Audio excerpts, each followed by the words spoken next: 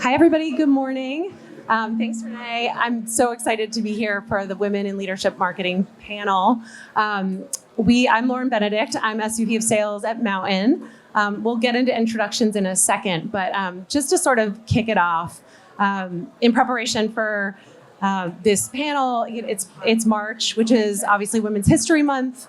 March 8th was International Women's Day. I'm sure everybody in this room has felt just a tremendous amount of energy in celebration of women and equality in the workforce. And so this topic feels very, timely. But the point here is that we've got to keep this conversation front and center, because the truth is we've made a lot of progress in terms of equality in the workplace and bringing women leadership to the front line, but we have a lot of work to do. And so in meeting these wonderful, successful women in leadership over the course of the past couple of weeks, it's just been really awesome to hear each of their unique stories and the path that they've taken, but a lot of common themes in terms of their experiences and the wisdom and the advice that they have. So my goal here today is hopefully we can hear from them, listen a little bit to their stories and where they found success, how they're helping others, and then we will hopefully all be, able to sort of work on this together, because clearly this is not just a female-led effort. This is the collective group in our industry that needs to continue to move things forward. So I'm going to let everybody introduce themselves since we have a really large panel here. I'll start with you, Laurie. Hi. I too feel so lucky to be here and happy to represent women in leadership and share a little bit about my story. So I'm Laurie Blair. I am the Vice President of Global Marketing at Hyatt.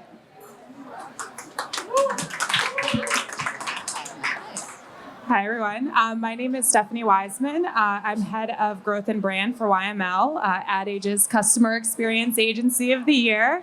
And really excited to be here, really excited to be among all these amazing women and panelists and to see so many women in the audience as well. Alison Herzog, and I head global corporate marketing and acceptance solutions at Visa. And we were trying to figure out how on earth they were going to fit 7 of us up here, but they did it. They did it. We did it. Amazing. Meredith Brace, I'm the Chief Marketing Officer at Samba TV. We're a measurement and data company helping people with cross-screen solutions, and super excited to be with these wonderful women. Hi, everyone. I'm Michelle Froah. I'm SVP of Global Brand and Marketing at MetLife. And I focus on helping our businesses grow with efficient and effective marketing strategies and executions. Hi, I'm Linda Bethea. I'm the head of marketing at Danone, which is a top 15 food and beverage company and one of the world's largest certified B corporations. Excellent. See, I told you, wonderful leaders, powerful leaders. So Michelle, Meredith, and Stephanie, just sort of getting started, you each started your career with a tech or an engineering background and kind of have made it into the marketing industry. Predominantly, that is known as a male-dominated industry. Can you talk just a little bit about what it was like starting early on in your career in a male-dominated industry? How have you taken those experiences and applied them to your future growth? Michelle, I'm going to start with you, if you don't mind. Okay, sure. Yeah, so I started my career as a mechanical engineer at Procter & Gamble. I worked in a manufacturing plant. And I wouldn't say I was the only woman in the room, but there were few and far between. And so, first of all, we were kind of spread across the plant, and which was kind of the same in my engineering classes. There were a lot of women in engineering, but maybe not in my mechanical engineering classes. And so I think one of the most important things of how it shaped me as a leader, but also what I think is really important that we remember in Women's History Month and International Women's Day is that gathering women together to have open and honest conversations, I think always helps the effort. But more importantly, I think having our male allies join us in those conversations is critical to progress. And so, I have a couple of stories about that I think were instrumental for me. I was president of Society of Women Engineers in college. And I had the first 2 male board members on my board. And people were like, what? Why would you be a man and be in Society of Women Engineers? This was a while ago. And of course. And one of those board members is actually my husband now. So, that worked out. But, that continued, I think, through my career where, you have a lot of men that join women's networks as sponsors and allies. And I think that really helps. I think the other thing that shaped me is that, when you're in a non-traditional role, it can be kind of lonely sometimes. And so I think I'm more aware of potential inclusion issues. So, I try and look for opportunities first to start with empathy and see what's behind the feelings. And then also know that sometimes it just takes a lot of energy to show up, right? And people are working really hard to do that. So really understanding how you can support them so that they don't have to spend such unnecessary energy. Yeah, I love that. Stephanie, you had a similar sort of career trajectory. Do you have other sort of insights that you could add on what was just shared? Yeah, I love that story. I started off as a software engineer, interned at Stryker in San Jose, working on ASP and .NET migrations to Oracle, before moving into more account management and project management in an agency setting. And I was definitely, one, if not the only woman in many rooms that I entered. And it was always mixed feelings. I felt very empowered in the fact that I was able to, come packed with knowledge, and I hate to say it, but almost surprise the men in the room. I felt like that for a really long time. But, the further along I got in my career, I realized how much that conversation's changed when you do have equity in the room of male and female and, other diversity. And, how I see it right now is, especially when it comes to STEM, is, only 34% of the population in STEM is female. They're typically paid 10% less. And that's such a inequity when you look at the fact that, especially within digital, which is the world that I work in, it's usually 60% of the shoppers online, whether it's for the individual or household, are female. And if you don't have that representation at the top, you're not going to be able to service your customers. You're not going to be able to build your brand, your business, and move it forward. So it really is important for everyone to really make sure that we're working on having these conversations and making sure that we have equal representation. Yeah, I couldn't agree with you more. And I want to talk a little bit about how we do focus on kind of building the pipe, because I think that that's a big situation. So let's come back to that for sure. Meredith, I know you similar also, like, are there other things that maybe have impacted your life growing up kind of in the tech side? And I did 15 years between HP and Microsoft. And while I was not an engineer, kudos to you, smart women, the engineering teams looked very similar in that sense, where they were dominated by men. And marketing was different, though. Marketing and advertising, we had a lot of really great female leaders to look up to. My CMO was a woman, and a feisty one at that. And so I felt very lucky to have great women mentors in tech that sort of had been there before me and knew and charged those paths before me. And then to be part of companies that understood that there was lacking in engineers and started programs and camps for girls to code and things like that. So really understanding that there was a problem and how to solve that problem is getting young girls into the pipeline, which was, I think, really added so much impact to that generation. And my daughter's in STEM, so I feel really good about that. She was part of a generation that benefited from that. Thank you. So one of the other things that we've sort of learned as I was talking to all 6 of you is that even today, you sit on leadership teams that, are a little bit, unequal in terms of representation of females. Yet you have the support of your male peers, which obviously is phenomenal, and your voice is heard, and I think that makes a big difference. But As we look to sort of this topic and the things that you've encountered, Linda, what are some of the things that sort of you've seen in terms of how your male counterparts can support you and the team, and also some of the things that you're doing to help those individuals who are kind of growing up, setting an example for them. I thought some of your stories were really interesting. Oh, thank you. Yeah, I mean, I'm lucky to work for a company that really values you not just as an employee, but as a whole person. So I'm actually divorced and I share custody of my 13-year-old daughter, and I'm single mom half the time with no nanny.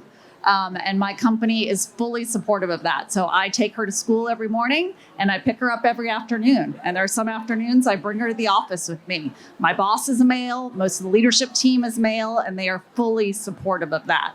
They also know that she is my number one priority. So when it comes to work travel, I am very vocal about what I can and cannot do. And I try to role model that for others in the organization. So there was a huge senior leadership meeting last year that required travel on a Sunday. And so I picked up the phone and called the head of HR and said, you talk a lot about being an inclusive company and supporting everyone in their full self, but you're asking people to travel on a weekend. Whether you're a parent or single, you have a life outside of work, and you're asking people to give up that precious time. And so as a result of that, they've changed the policy and they no longer require travel on a weekend, which I get the irony is I'm sitting here on a Saturday doing this, but that was all my own choice. They no longer require it. It's if you want to do it. So I feel like I'm in a position of power where I can speak up for others who may not have the confidence or the positional authority to do that, and hopefully make it a better place for everyone else.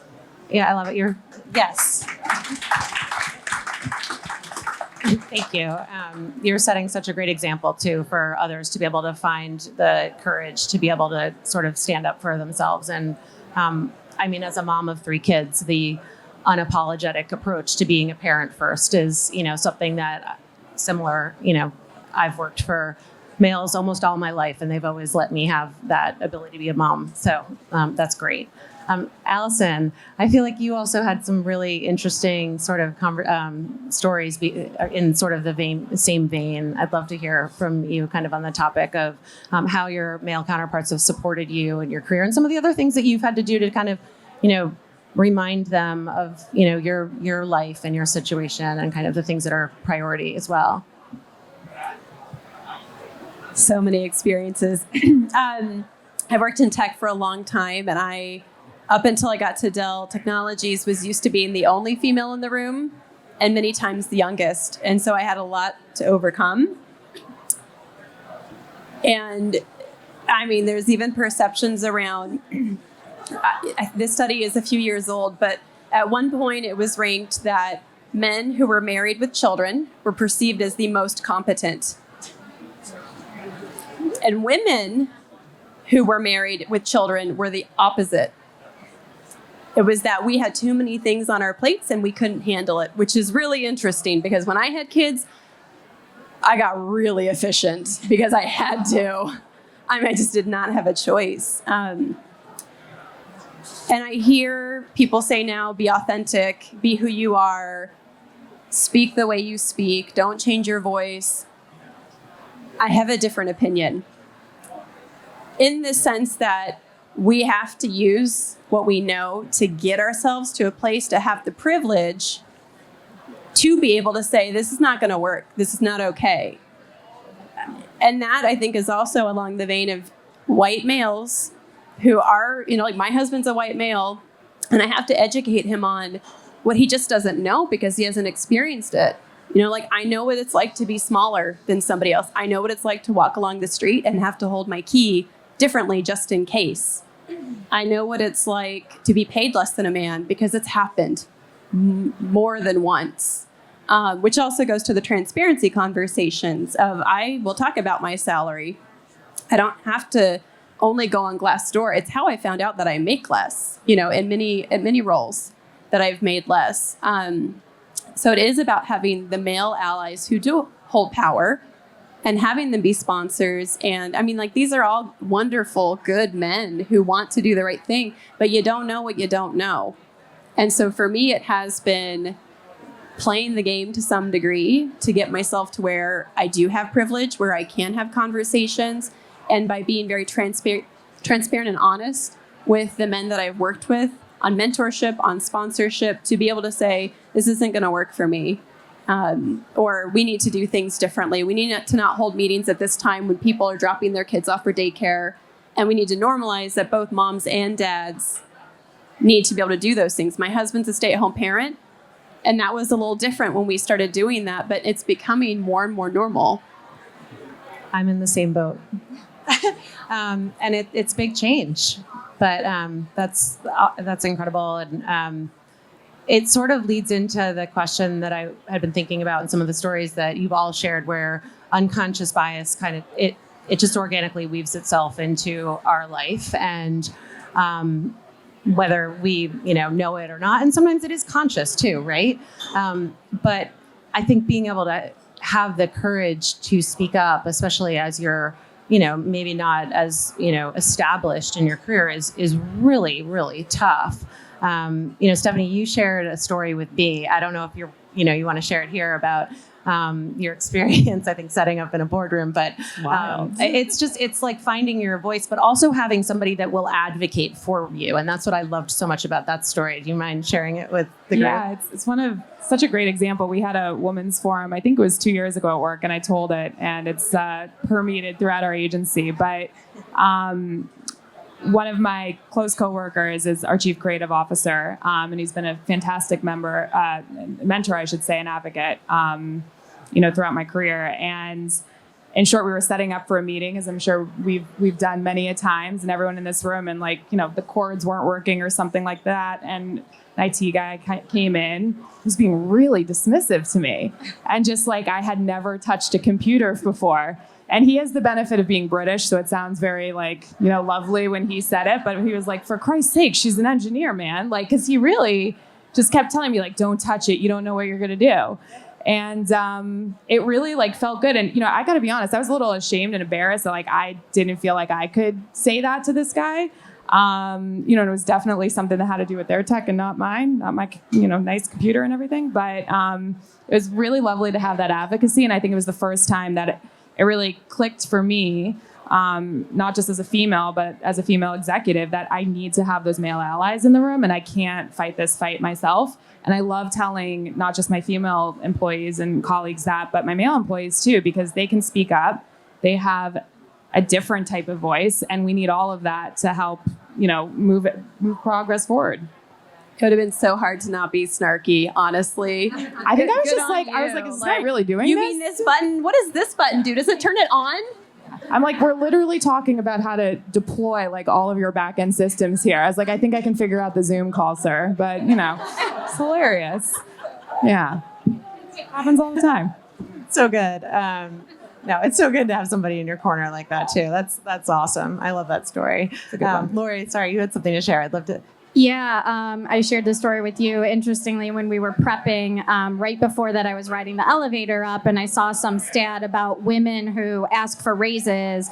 4 out of 5 of the women who ask for them get them, but only, I can't remember that, so don't quote me on the data, but a fraction of women are actually asked for a raise. And I spent, before being at Hyatt, I was almost 11 years at Walgreens, and I started as an associate marketing manager. And when I left, I was running all of brand and consumer marketing. So, many roles in between those.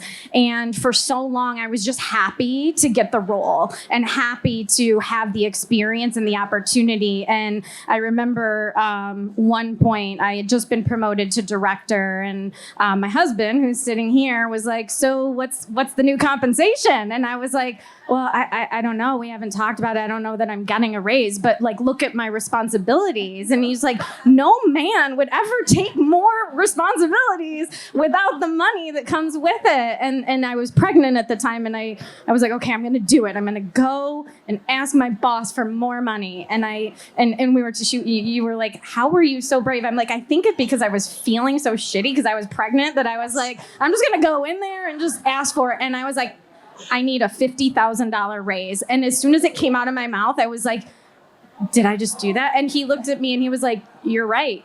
and gave it in like on the spot. And I was like, wait, that worked?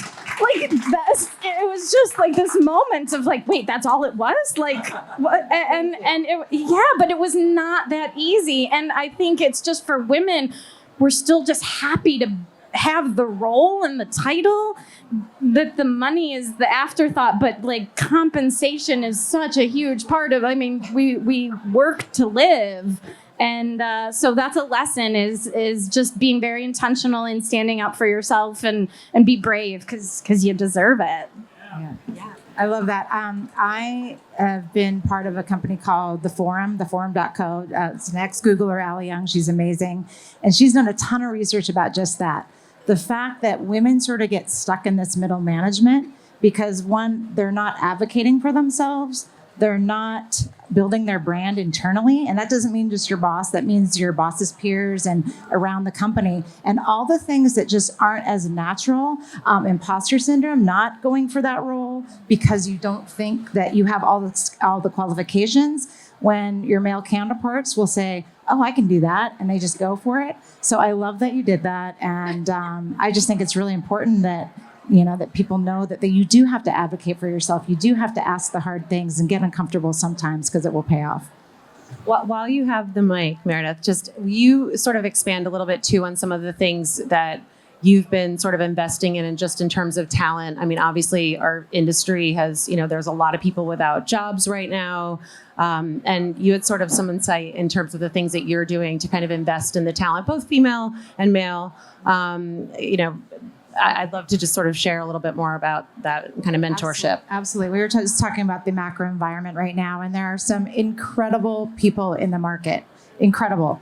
And so I make a point to people in my network, people that I've managed before in my past, friends of friends, just to be that phone call to make whenever you need an introduction or help. And so I've been doing about 5 calls, coffees, dinners, drinks a week lately. And I always take the call. I always invest and say, let's pause. What do you want to do? This is always a chance to pivot, to do something like, what did you like about your last role? What you didn't like about your last role? But really just being that open ear, and then again, helping make the connections. We all know the best way to find a role is to know someone that knows the hiring manager. And so I do my best to just pay it forward and help people out at this time. And it always comes around. Actually, on that note, career advice, because the world has changed. You no longer, this is really going to date us, some of us, you don't look in the newspaper anymore for a job. I don't even know if they print those anymore. They do. But, like LinkedIn is where you find jobs, but the reality is my last series of jobs have not come from me just seeing something online.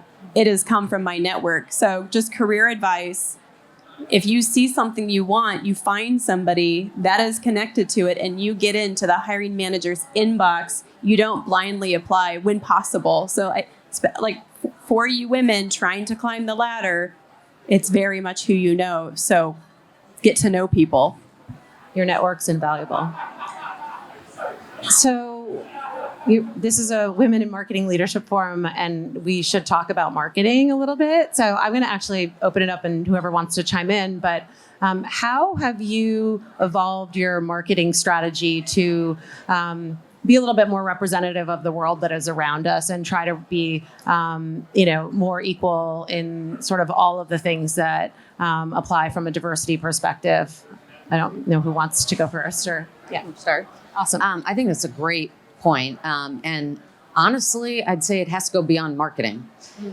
So we've really looked to engage our whole organization on focusing on DEI and building our brand really around that. So that goes beyond just our products and services. And we partnered with HR to co-create our employee value proposition with our markets and employees around the world. And guess what? DEI was at the forefront of that value proposition. It was very important. And we came out with our value proposition being stated as altogether possible. And things aren't possible unless you bring different points of views and inclusion to everyone feeling like they can make the impossible possible. I also think from a marketing standpoint, one of the things we can uniquely bring value to is ensuring that we bring customer voices into the picture, right? And that those are diverse customer voices.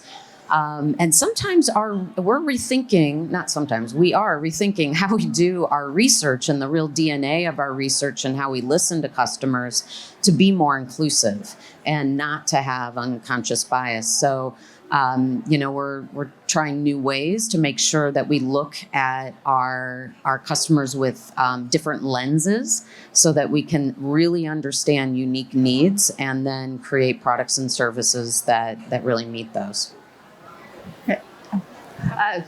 I think it's incredibly important how women show up in media and marketing. At Danone, we partner with the ANA on the See Her initiative to make sure that women are well represented in our marketing. And we're taking women out of the kitchen, right? In traditional CPG commercials, food and beverage, they're always in the kitchen. And so that's kind of become our internal mantra, like no women in the kitchen. We just shot a commercial where we have a woman portraying a CEO of a major company. And that's how women want to be seen in media and marketing. I think it's also equally important that the women producing the commercials are well represented. So we're also a partner of Free the Bid. And anytime we're bidding out work, we make sure we're including female directors, female creatives, giving other women in the industry an opportunity that they may not otherwise get, because it is who you know. And if women aren't getting the shot, they're not going to be able to climb the ladder. So that's critically important to us. I would say also two things. One is authenticity to the brand. So whatever company or brand you work for, the DE&I initiatives have to feel authentic. So at Hyatt, we are, of course, not only focused on diverse hiring, but diverse suppliers and sustainability, because travel is not good for the world. And so in whatever the DE&I initiatives are, they have to be authentic and then intentional from hiring practices, from who we do business with, and then holding ourselves accountable. Our bonus is significantly based on whether, as a company, we meet our E&I goals. So it doesn't matter it's not alone how well we're doing from a profitability standpoint, but also how are we holding ourselves accountable from the very top all the way down to the very bottom across the globe on our DE&I efforts. It's funny. It's about a year ago, because it was International Women's Month last year, and we published, as part of our thought leadership that we do as a TV data company, about women in streaming and TV shows, and really putting light on the fact that you don't see a lot of women in lead roles in the See Her initiative. And we started dissecting and looking at insights about when you do have women in lead roles, guess what happens? You have higher income households. It not only brings more women and diverse women to the programs, but it also brings more people all together. And so it was kind of fun to cast that, shed a light on that. But then when we started doing it, noticing there was a real appetite for this. Like, media was picking it up. We were getting all sorts of inbounds from press about more and more and more. So we started reporting on the Olympics. And guess what? The top performing, events were women's events. And so we've carried that thread through our marketing and our insights, and it's been really successful for us because we're just telling those stories. I think that's fascinating, because I always think about the research that says companies who have female executives, female at the C-suite, they are more profitable than companies who only have males. And so that is just amazing to me. And it shows why it's so important for us to reflect the communities we live in, which means that women, we kind of are part of the community. We're kind of important. And so if we see ourselves in programming, if we see ourselves in our careers as seeing female executives, we know it's possible. I really look forward to when we do have a female president, because it will be something that my daughters, and my son will see it's possible. So I love that. At Visa, we both have, if you think internally, we do have diversity, equity, inclusion, belonging is something that's critical. So we do have goals around hiring. And it's not just hiring females, but it's what levels do we have? Yeah. You know, and so it's not like, yeah, you know, like, oh, good, we have 50-50 or 55 or whatever it is at a associate analyst manager level, but we don't worry about the rest. Like, no, there are goals around as we continue the level. So that's critical. And then from an external marketing perspective, I really do believe in order to reflect, I love the kitchen thing too. Like, that's amazing. In order to be effective, so like we really are mindful of our photography, of how we show up from a creative perspective, that we have female representation. We look across all diversity representation. And then we just finished some persona work. And it's so interesting. I read this article on LinkedIn that really just like, sometimes you state the most obvious things and you're like, This guy said he spent like $1 million on persona research. I won't say the company. And he said, you know what? We blew it. Like, we blew $1 million on persona research. He said, you know what? It's because it comes down to what the need is. Like, what does this person need? And I think persona research is really invaluable. So we're doing it. We do it. But many times in personas, B2B, tech, all of a sudden it's like, oh, well, the CEO, CIO, COO, they're all white males. If people do the persona research, a lot of times that's what it's going to show up as. And like, even if the percentages of what is today says that, I don't want that to be my persona. And I want to market the way I believe the world should be, not the way it is today, because I want to reflect that women can be president, that they can be CEO, they can be CIO. Because ultimately, we're trying to market to what the person needs. And a CIO female, is going to have the exact same need as a male CIO. So I think it is critical to get it right internally so we get it right externally. This was an amazing panel. I think we have time for one question. I saw your hand first, so you're going to be it. Yeah, so I had a question maybe for women that are getting started in the workplace. I feel like there's a perception that maybe being assertive can sometimes be construed as being aggressive or abrasive. So how do you kind of balance the two, especially if you're early on in your career and you're trying to find your voice and your working style and play the game to get ahead? Don't back down. And correct the language. I had a coworker the other day, and I know it can be very scary if you're starting off in your career, and you do have to, unfortunately, I think sometimes navigate time, context, tone, all of those things. But I just strongly believe, like, if you don't say it, like, no one else will.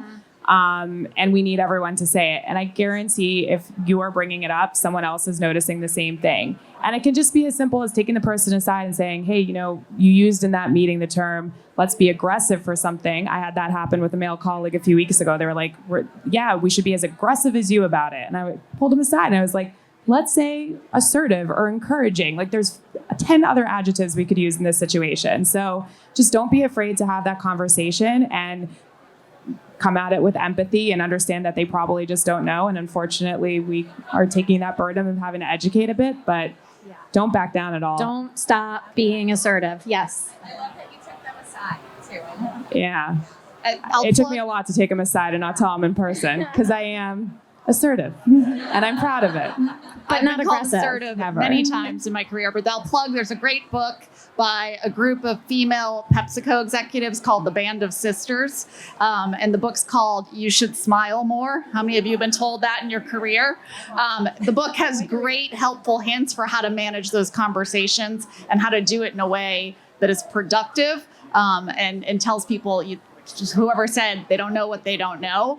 It's full of anecdotes, helpful hints, very practical advice from a great group of female executives. So highly recommend. I have not been told to smile more. I have been asked to fetch water.